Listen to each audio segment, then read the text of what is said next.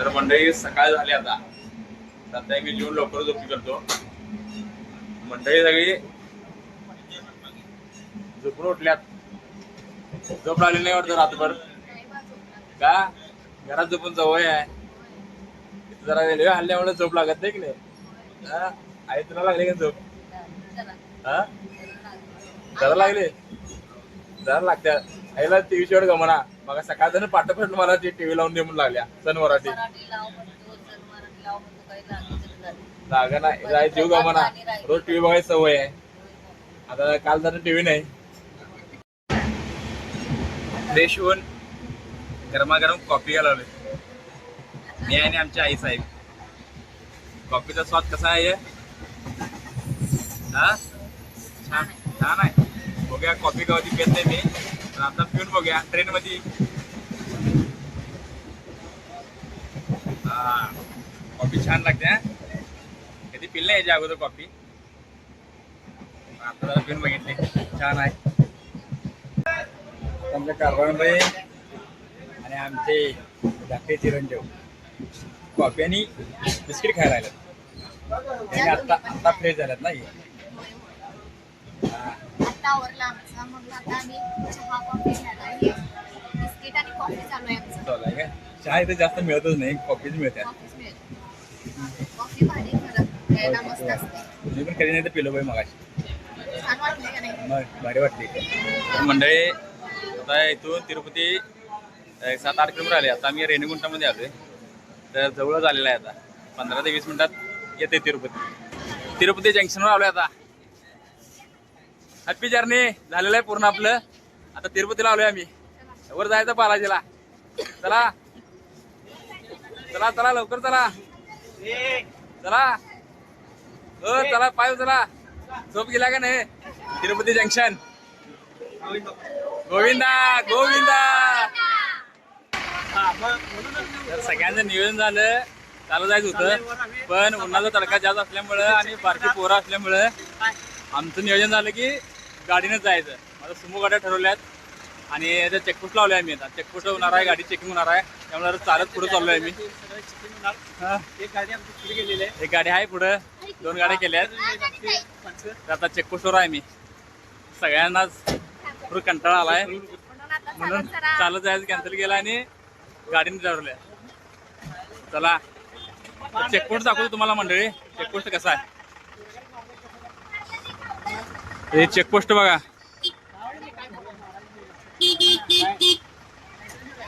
हा इतका मोठा चेकपोस्ट आहे तिरुपती वर बालाजी जाताना.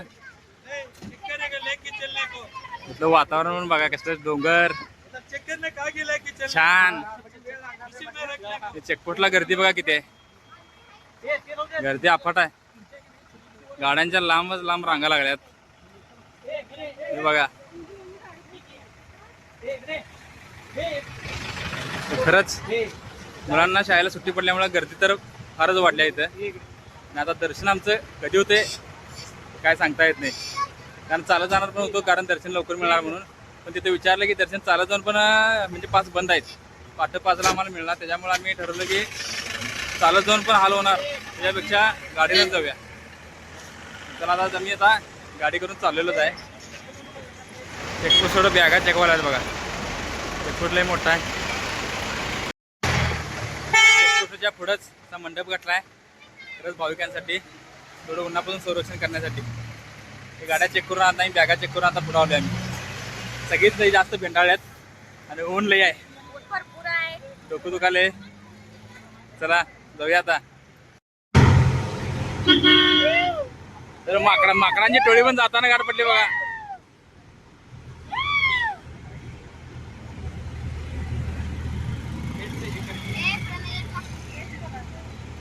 हे बघा झाड कशी आहेत.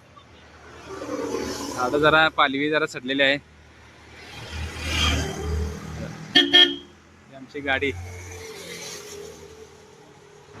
बालाजी डोंगर चढताना थोडं थांबलोय. आमच्या शिवला थोडं बाथरूम आलंय म्हणून थांबलोय आम्ही वाटतच. तर बालाजीच्या डोंगरचा नजारा कशी झाडी झुडपी. झाडं थोडं वाळ्यात, कारण या वर्षी ऊन लई जास्त पडल्यामुळे पाण्याची पण कमतरता आहे वाटतं इकडे. बालाजीत पोहोचल्यानंतर त्याचं रूम बुकिंगसाठी इतकी गर्दी आहे, नंबर लावावं लागतात आधार कार्ड झेरॉक्स घेऊन. तर आम्ही नंबर थांबलेलो आहे. तर किती नंबर येते बघूया आता. 4-5 वाजता नंबर येईल. 3-4 तास तर लागणार, लोकांना 3-4 तास तर लागणार. गर्दी पण भरपूर आहे बघा ना बुकिंगला, रूम बुकिंगला. अजून तर चालू झालं नाही, नंबर थांबले आम्ही. नंबर कधी येते बघूया. टोकन मिळाल्यानंतर तसा आपला नंबर तिथे टोकनवर नंबर असतोय, तिथं नंबर स्क्रीनवर येतोय. त्याला नंबर घेऊन की नाही इथं पाठीमध्ये स्कॅनचं मशीन आहे, इथं स्कॅन करायचं. त्याच्यावर कळते की आपली रूम कुठल्या ह्याला पडलेली आहे, मग तिथं आपण शिफ्ट व्हायचं. सगळ्यांची तोंड पूर्ण वैतागलेले आहेत, सगळे बघायला कधी झोपल्यात. रूम काय मिळणार झाले अजून, कधी एकदा रूम मिळत्या. इकडे आल्या असं हाल होते. पण आता आम्ही रूमचं असं बुकिंग करून तर 5 सेकंद देवाचं दर्शन मिळणार. मग कारण आम्ही आता रूमचं बुकिंग करून आलोय. त्याचं टोकन मिळतात आम्हाला, वर बालाजीराचं टोकन मिळते. ते टोकन मिळाल्यानंतर रूम आपल्याला मिळते. आणि ही रूम आता 24 तासासाठी असत्या. 24 तास झाले की रूम खाली करायची, परत आणि नंबरचा उभा राहायचं. आणि ते रूम बुकिंग करताना टोकन घेताना आधार कार्डाचं म्हणजे डॉक्युमेंट्स कुठलं पण डॉक्युमेंट तुमचं असलं तर ते द्यायला चालतंय तिथं. आणि आपला मोबाईल नंबर हा योग्य द्यायचा. आणि त्याच्यावर मेसेज येतोय आपल्या रूमचा, रूम कुठं आहे कुठं म्हणजे त्याच्यावर कोड येतोय रूमचा. मग त्याच्यावर आपल्याला रूमचा नंबर मिळतोय आणि आपण त्या रूमला जायचं. हे असं असतं. ऐसे असे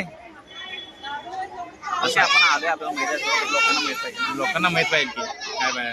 आणि इकडे आलो असा त्रास होतोय काय, म्हणजे तुम्ही तोंड पाहून म्हणता परत यायचं तसं काय नसतंय. हे असं हाल होतंय बघा. हे त्याचं कसं पडलं बघा. बरं आताच बघून घे केस कसं आहेत, दाढी कशी आहे, मिशा कशी आहेत. नंतर थोड्या वेळानं ते काय नसणार आहे. किती भारी केस भारी असणार आहे. आता इथं केस काढून द्यावं जायचं इथं ते महत्वाच आहे. म्हणजे केस काय काढायचं आहे वाटतं, कारण माणसाचा रुबाब हा केसात असतो. त्याच्यामुळे देवापाशी विद्रूप होऊनच जायचं दर्शन घ्यायला. सगळा अहंकार बाजूला ठेवून जायचं. मग ते केस जाणं हे करायलाच पाहिजे.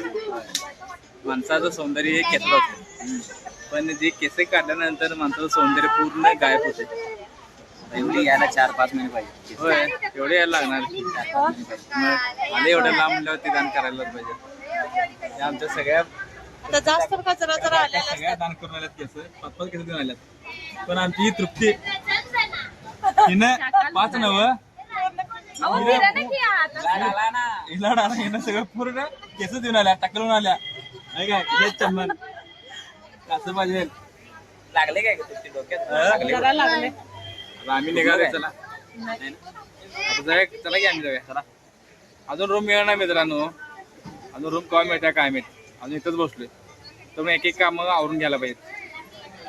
चला निघूया आता आम्ही. आम्ही आता असं आहेत, आता केस काढल्यानंतर कशी होत्यात ते बघा नंतर. तर आता केसावर फोटो काढलाय आम्ही, व्हिडिओ केलाय. तर आता जाताना बघूया, येताना कसं होतंय बघूया. तर केस कटिंग झाल्यानंतर तिथं बाथरूमची सुविधा पण आहे. बाथरूम अगदी स्वच्छ आहेत. तिथे तुम्ही येऊ शकताय कटिंग झाल्यानंतर, केस दान केल्यानंतर. तर आता चालू आहे, आता केस दान करायला पुढंच आहे कल्याणकट्टा. तर मंडळी हा आला कल्याणकट्टा, इथे केस दान करायचे असतात. आणि आम्ही आता आलो कल्याणकट्ट्यापाशी, सगळं कल्याणकट्टापाशी. हा बघा कल्याणकट्टा, इथे केस सगळी दान करायची. केस दान करण्याचं चालू आहे काम.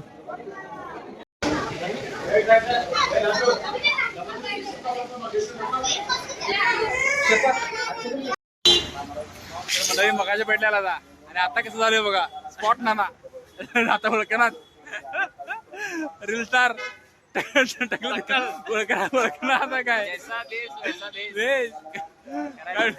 डॉन दिसायला डॉन हो का ये टकली काय काय. चला तर कल्याण कट्ट्यावरून आम्ही केस दान करून आता आंघोळ करायसाठी चाललोय. सगळी मंडळी मगाची पहिला कशी होती आणि आता कशी झाल्यात. आता कोण कोणाला ओळखणं झाले. चला आता आंघोळ करायला जाऊया. तर मंडळी आम्ही कल्याण कट्ट्यावर केस कापून अंघोळ करून फ्रेश होऊन आता चाललोय आता. गोविंदा गोविंदा. मंडळी बघा त्या डिजिटल बोर्डावर आपला नंबर कधी येतोय हे बघायला किती गर्दी आहे बघा. सकाळजण प्रत्यक्षात आहेत सगळी. आमचा नंबर आत्ता आलाय. आत्ता आमचं रूम बुकिंग झालंय. आत्ता आम्ही जाणार रूम मध्ये. तर चला एवढी गर्दी आहे बघा इथे. बघा की कसे बघा लोक सकाळ दर थांबल्यात कधी नंबर येतोय आणि काय. आमचा नंबर आला आम्ही निघालो आता. आता रूम मध्ये शिफ्ट व्हायचं. आम्ही चालूया तर दर्शन. तर रूम पण मिळाल्या. सगळी रूम मध्येच आहे. सगळे कपडे चेंज करून आम्ही चालूया आता. तर आम्हाला बालाजीचं दर्शन तुम्हाला दाखवता येणार नाही कारण मोबाईल अलाउड असल्यामुळे मोबाईल येता येणार नाही. म्हणून आम्ही उद्या दर्शन घातल्यानंतर तुम्हाला बाकीचं पॉईंट हे नक्कीच दाखवतो. तर मंडळी आम्ही तिरुपती बालाजीचं दर्शन घेऊन आत्ताच रूमला आलो आहे आणि आता फ्रेश होऊन निवांत बसलो आहे. आणि रात्री आम्ही दर्शनासाठी 8:30 वाजता राहिलेलो. तर सकाळी 11:30 वाजता आमचा नंबर आला. जवळजवळ 15 ते 16 तास नंबर लागला कारण आमचं तिकीट हे फ्री दर्शनचं होतं. आमचं बुकिंग नव्हतं. तर म्हणजे तुमचं बुकिंग असेल तर तुम्ही तिरुपती बालाजीला आहे कारण फ्री दर्शनमध्ये खूप हाल होते आणि गर्दी पण खूप असते. आणि आता मुलांच्या शाळेला सुट्टी लागल्यामुळं गर्दी तर खूप होते. त्यामुळं आमचा हाल झालं. आणि ज्याची मुलं असली तर जास्त हाल होते कारण त्या मुलांना कडेवर घेऊन जाताना खरंच खूप त्रास होतोय. आमची प्रत्येक जणांची लहान मुलं होती. आम्ही असे 20 जण होतो. प्रत्येक जणांची लहान बाळ असल्यामुळे आमचं जरा रात्री हाल झालं. खरंच म्हणून की नाही दर्शन तिकीट बुकिंग असल्यावरच तुम्ही तिरुपतीला या. आणि आला तरी चालते. त्याची कॅपॅसिटी आली तो फ्री दर्शनला घेऊ शकतोय कारण खूप त्रास होतोय फ्री दर्शनला. कारण मला आता अनुभव आला काल त्यामुळं सांगतोय. आणि खरंच आणि आम्हाला दर्शन मात्र एक नंबर झालं. व्यंकटरामनाला आम्ही साक्षात म्हणजे जवळून बघितलं. खरंच दर्शन भारी वाटलं. आणि कारवार मी आमच्या पहिल्यांदाच बालाजीला आल्यात. त्यांना सुद्धा दर्शन कसं झालं तुम्हाला? एक नंबर जवळून भारी झालं. मला तर लय भारी वाटलं बघून. मग छान एवढा प्रवास करतोय म्हणजे कुठं कुठं फिरायला गेलं तर मला असं कुठला देव बघायला मिळत नाही किंवा काय होत नाही. खरं बालाजीला आल्यावर मी समक्ष सगळं स्पष्ट बघितलं. मला त्रास पण कुठला ह्याचा झाला नाही आणि काहीच नाही. एकदम फ्रेश आहे या टाइमला. छान छान दर्शन झाले. प्रवास मला जास्त सोसतच नाही. बरोबर आहे. खरं दर्शन आता झालं ना छान दर्शन. एक नंबर. तर मंडळी आता तुम्हाला आम्ही उद्याच्या ब्लॉगमध्ये म्हणजे बालाजीचं जे म्हणजे बाजारपेठ आहे परत वरचे काही मंदिर आहेत ती सुद्धा दाखवणार आहेत. ते पुढल्या ब्लॉगमध्ये दाखवणार आहेत. हा ब्लॉग इथंच आम्ही थांबवतो. धन्यवाद.